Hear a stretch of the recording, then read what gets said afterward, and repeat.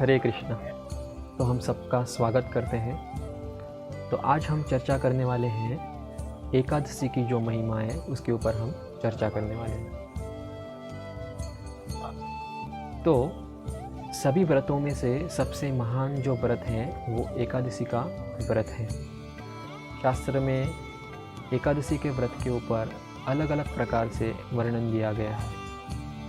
हमारे गौड़ीय परंपरा में एक आचार्य होके चले गए, उनका नाम है श्रीला भक्तिविनोद ठाकुर। तो अपने पुस्तक में लिखते हैं कि माधव तिथि भक्ति जननी।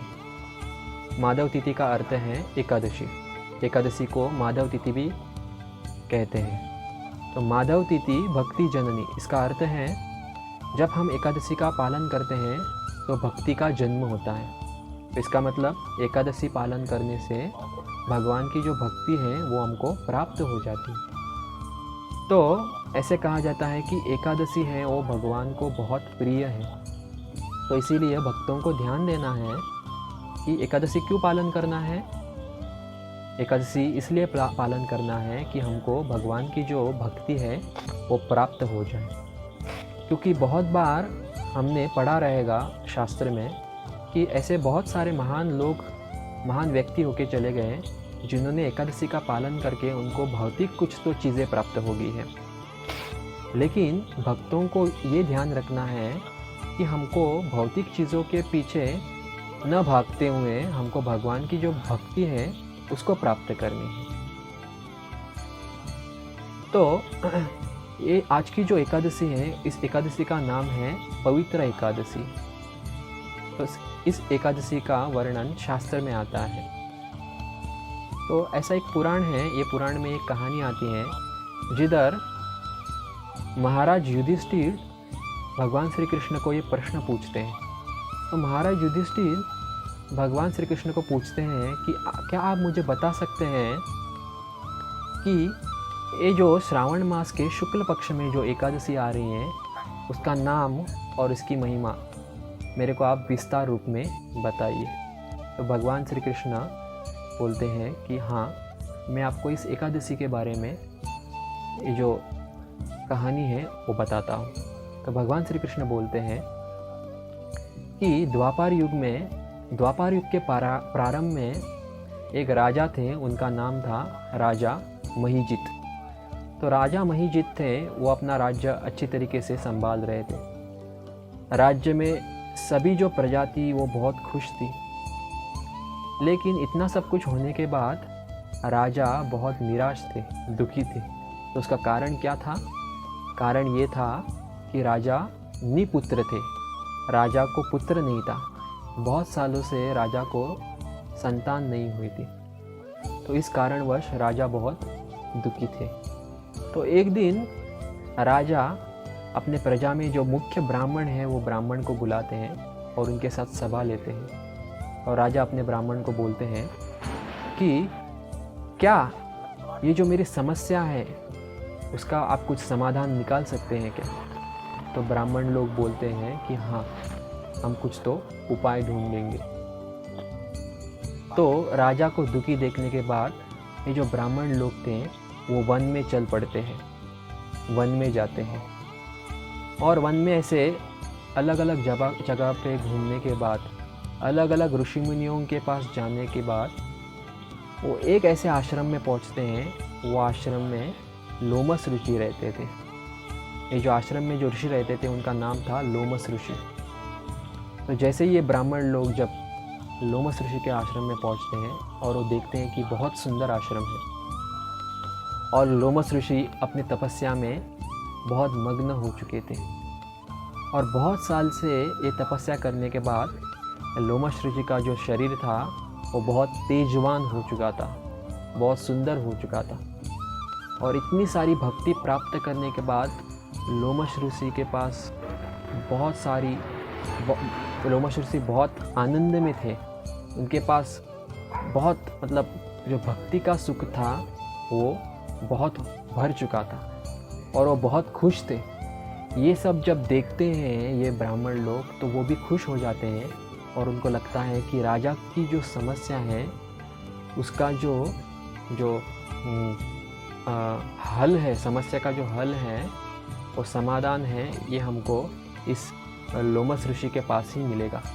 तो इसलिए ये जो ब्राह्मण हैं, ये लोमस ऋषि के पास जाके उनको प्रणाम करते हैं। तो लोमस ऋषि पूछते हैं कि आप इधर क्यों आए हैं? तो ब्राह्मण लोग बोलते हैं कि देखो कि हमारे जो राजा हैं, वो राजा बहुत दुविधा में है।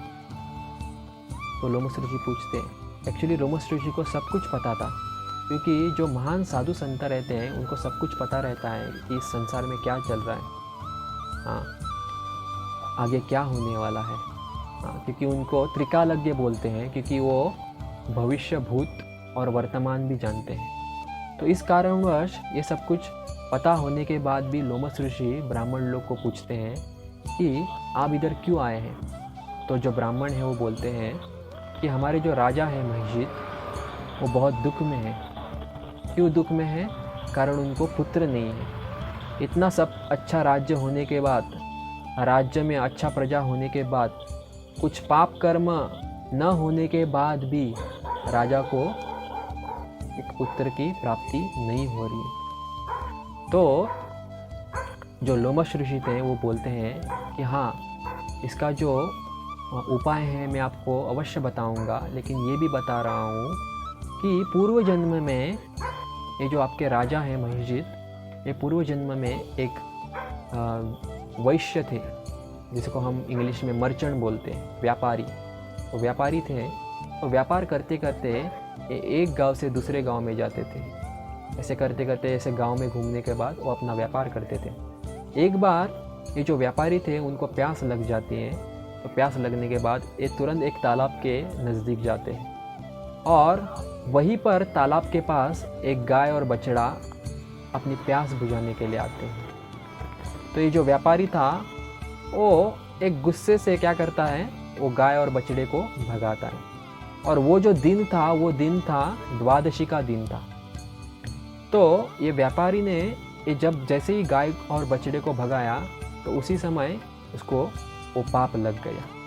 तो ये पाप लगने के कारण इस जन्म में ये जो व्यापारी ने जब कुछ पुण्याई प्राप्त करने के बाद उनको ये राजा का जो शरीर है मिल गया, लेकिन एक गाय और बछड़े के प्रति अपराध करने के बाद इनको ये पाप लग गया और इस जन्म में इस राजा को पुत्र की प्राप्ति नहीं हो रही है। तो ये सुनने के बाद जो ब्राह्मण लोग थे उनको बहुत दुख लग जाता है और पूछते हैं कि तो आप हमें ये जो पाप है, जो पाप लग गया, उसको कैसे हम मिटा सकते हैं और किस प्रकार हम राजा को एक पुत्र प्राप्त करने में हम सहायता कर सकते हैं, किस प्रकार ये राजा को पुत्र प्राप्त हो जाएगा। तो लोमस ऋषि बताते हैं कि जो आने वाले श्रावण मास के शुक्ल पक्ष में जो एकादशी आने वाली है, वो एकादशी का सही तरीके से पालन करना चाहिए।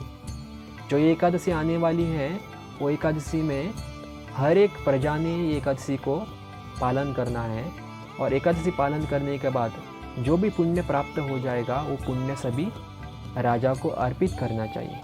तो ये करने के बाद राजा का जो दुख है वो दूर हो जाएगा और राजा को पुत्र प्राप्त हो जाएगा। तो जो ब्राह्मण थे वो बहुत खुश हो जाते हैं और खुश और आनंदित होने के कारण वो लोमस ऋषि को प्रणाम करते हैं और अपने राजा के पास लौट जाते हैं। और जैसे ही वो राजा के पास जाते हैं, वो राजा को सभी पूरी घटना बताते हैं और बताते हैं कि कई दिन में एक एकादशी आने वाली है जिसका नाम है पवित्रा एकादशी। तो ये एकादशी का हमको पालन करना है। तो ऋषि मुनि ने कहा है कि जैसे ही हम ये एकादशी पालन करेंगे तो अवश्य थोड़े ही दिनों के बाद हमको पुत्र प्राप्त हो जाएगा। तो जैसे ही राजा जब ये एकादशी आते हैं और एकादशी आने के बाद जब पालन करते हैं, तो पालन करने के बाद कई दिनों के बाद जो रानी है उनको पुत्र प्राप्त हो जाता है। तो इस प्रकार भगवान श्री कृष्ण युधिष्ठिर महाराज को ये कहानी बताती है। तो ये कहानी से हम क्या सीख सकते हैं कि अगर ये जो एकादशी तिथि है, ये एकादशी तिथि पालन करने से कुछ तो भौतिक जो इच्छा है वो प्राप्त हो सकती है, तो इसका मतलब ये भी है कि जो शुद्ध इच्छा है भगवान की भक्ति प्राप्त करना, ये भक्ति हमको क्यों नहीं प्राप्त हो सकती। तो भक्तों के लिए ये ध्यान देना है कि जो एकादशी का पालन है वो हमको सही तरीके से करना है। और वो सही तरीका क्या है? भगवान का शुद्ध नाम हमको मुंह से लेना है, भगवान के शुद्ध नाम का हमको कीर्तन करना है, भगवान के शुद्ध नामों का और भगवान की शुद्ध लीलाओं का हमको श्रवण करना है, और भगवान की जो शुद्ध प्रेम भक्ति है वो हमको प्राप्त करनी है। तो सबका बहुत बहुत धन्यवाद। हरे कृष्णा।